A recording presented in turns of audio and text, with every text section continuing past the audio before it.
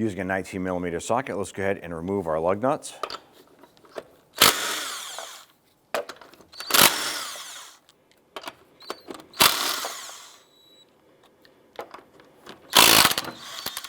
If your vehicle is equipped with a hubcap like ours, go ahead and grab that hubcap or center cap, pop that off, grab the wheel, pull it off, and set it aside. Now we went ahead and we put our ignition key in the on position. That way there, we can go ahead and manually turn the wheel without it locking. I'm gonna go ahead and remove these bolts on the back side. This is 12mm.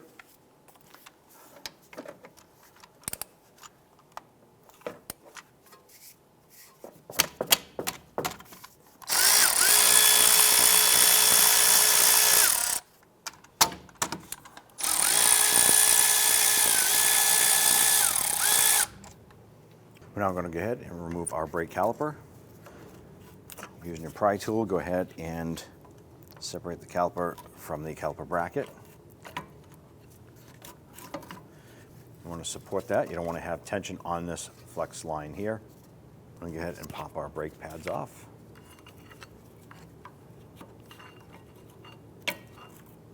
Using a 17mm socket in your ratchet, I'm going to go ahead and loosen and remove the caliper bracket bolts.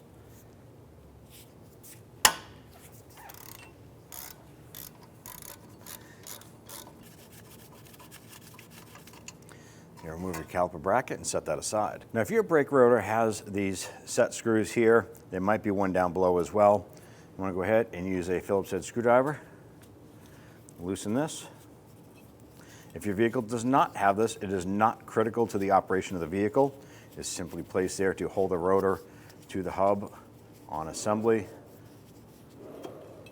Good, remove that. Grab your rotor, put that aside. Use the punch to open up the little lock tabs right here, how it's dimpled in.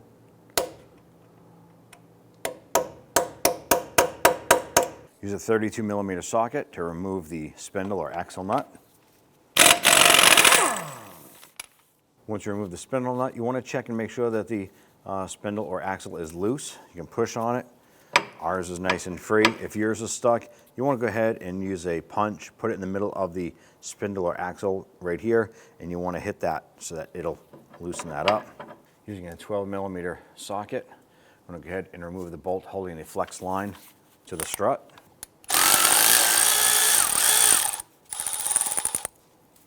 I'm going to use a 10mm socket to remove the ABS line to the strut.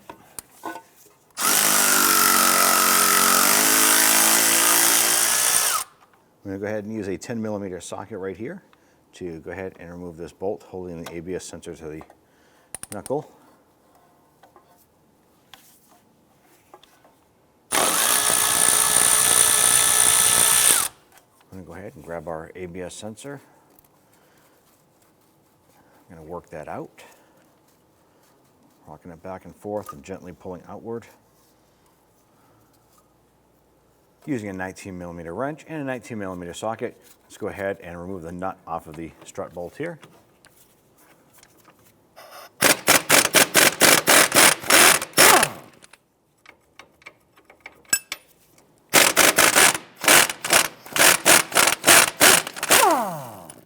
On this lower ball joint, there is a cotter pin right here. We're going to go ahead and use a pair of pliers and remove that cotter pin.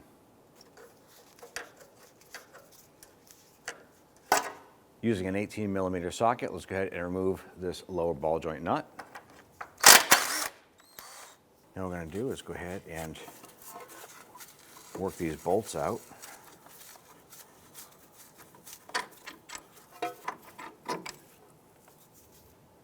Then what we're going to do is try and separate the knuckle from the strut.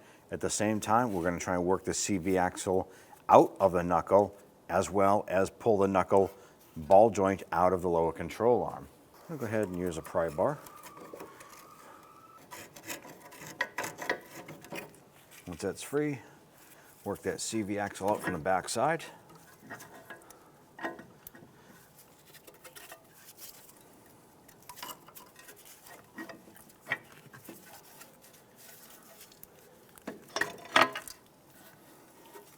Go ahead and separate that knuckle.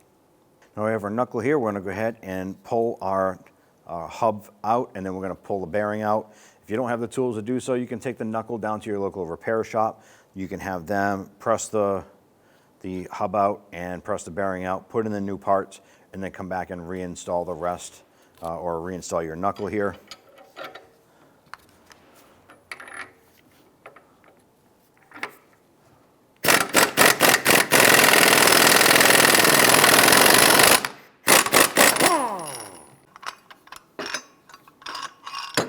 With the hub pulled out of this, you can now see there is a retainer clip in here holding the bearing in place into the knuckle. So we're going to go ahead and wire brush around here. Clean this up as best as possible, and we got to get that clip off. I'm going to use a basic chisel tip punch right here. I'm going to tap this ear and tap this ear, and I want to break this ring free from the rust that is probably holding it.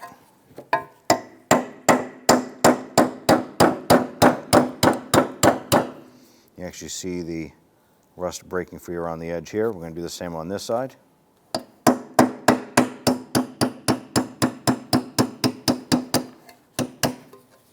can see we're moving the whole ring now. Use our lock ring pliers here. So we have our lock ring removed. I'm going to go ahead and pull our bearing out of the knuckle next.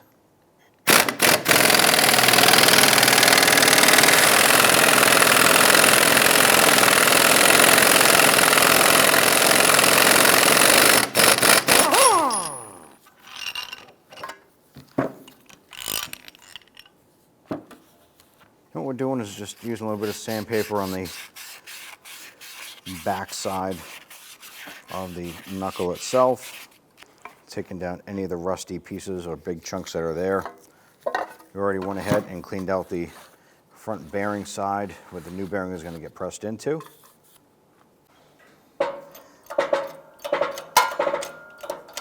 With our bearing pressed into the knuckle, we're going to go ahead and install our retainer ring here. Let's go ahead and install our hub.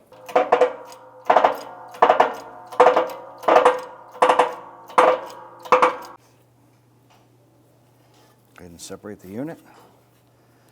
And there we have it. Now we went ahead and we cleaned off the CV axle shaft and we put a light coating of grease on the splines. Now we're going to go ahead and insert our lower ball joint into the control arm. We're going to put our CV axle in through the hub. Let's go ahead and work this in.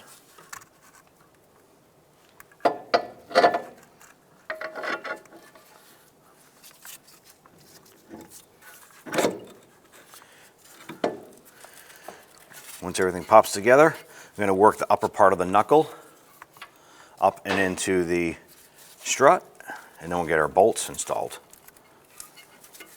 Just going to install the lower nut on the ball joint.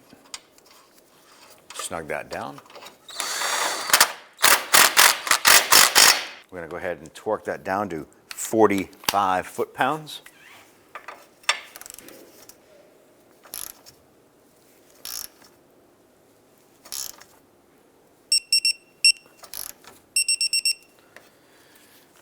Now I want to pay attention to locating the hole in the ball joint shaft here so that our castle notch lines up with it.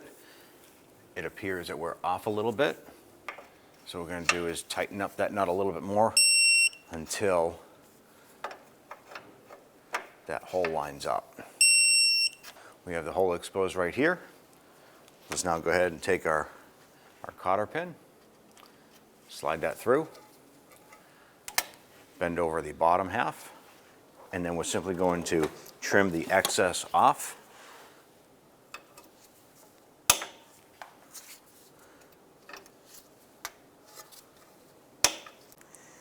Now take your CV axle, we'll just bend that over, work that into the wheel hub.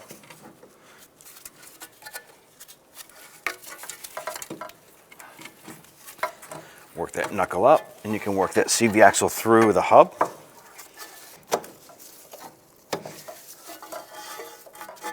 Once you see the axle start to come through, we can now work the knuckle into the strut and get this reattached.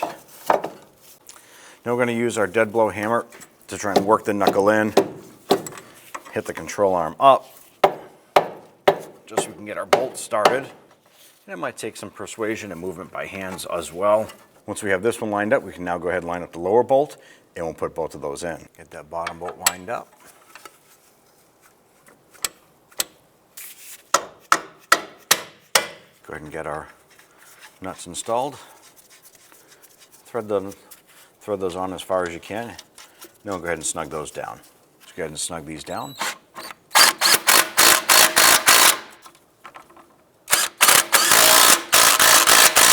Go ahead and install our axle nut. Let's go ahead and snug that down. Go ahead and torque these down to 80 foot-pounds.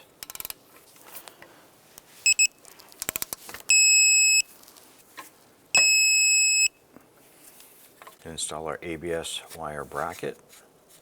Put this little tab in the hole there. Go ahead and get the bolt started.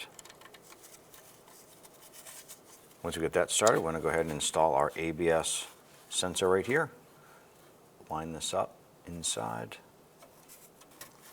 Go ahead and work the sensor into position. Then go ahead and get the bolt started. Snug these down.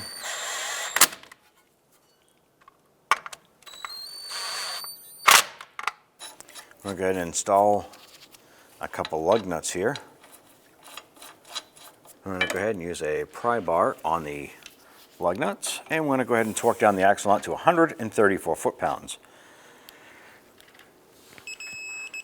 I'm going to go ahead and remove our lug nuts, set those aside. Now what we're going to do is dimple the spindle nut into the CV axle here. I'm going to go ahead and line up our brake rotor and slide that into place. I'm going to go ahead and line up our brake caliper bracket. And we're going to get our bolts started. Let's go ahead and snug those down.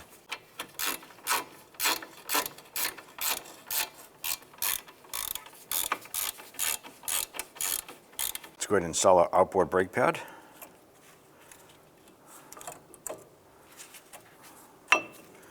And we'll repeat for the inside. We'll install our inboard brake pad with the squeak tab at the bottom.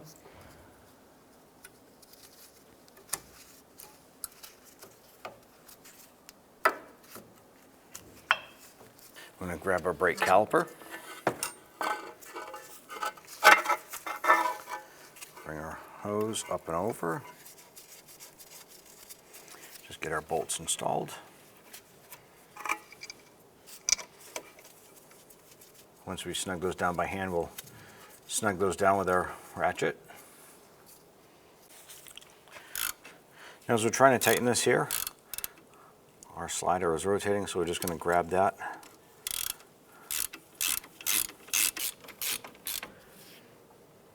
Let's install our brake flex line bolt. Snug down this bolt. Once it's snug, just give it a little extra more. There you go. Let's torque down our caliper bracket bolts to 79 foot-pounds.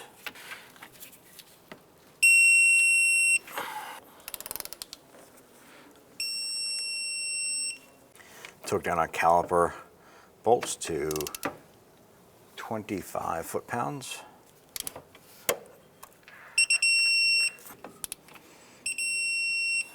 If you have your brake rotor screw, you can go ahead and install that. If you don't, that's totally fine. And just snug that down. Go ahead and install the wheel. Now, if your vehicle is equipped with the hubcap that locks on with the lug nuts, you want to go ahead and locate the notch in the hubcap for your valve stem.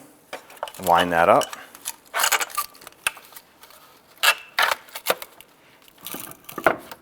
And we'll get those lug nuts started.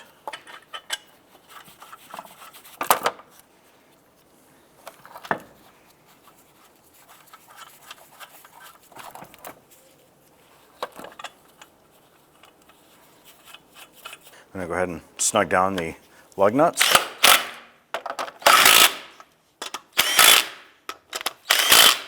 Let's go ahead and torque our wheel down to 80 foot-pounds.